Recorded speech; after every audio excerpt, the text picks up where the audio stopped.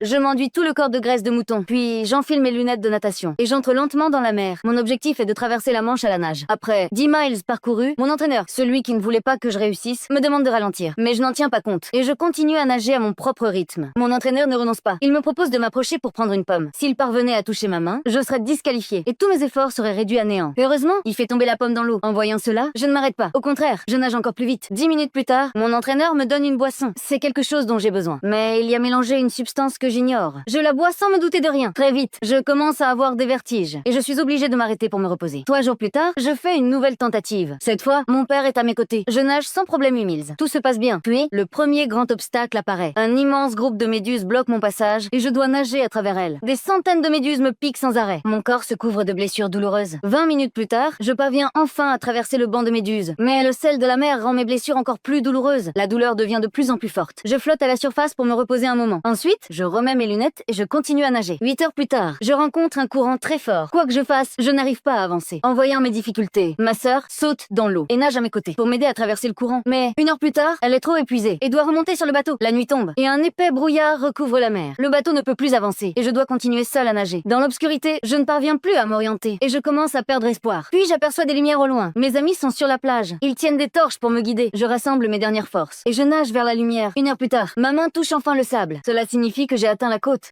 C'est une histoire vraie. Trudy Eder est devenue la première femme à traverser la Manche à la nage. Grâce à mon courage et à ma détermination, elle a prouvé que les femmes peuvent accomplir tout ce qu'elles souhaitent accomplir.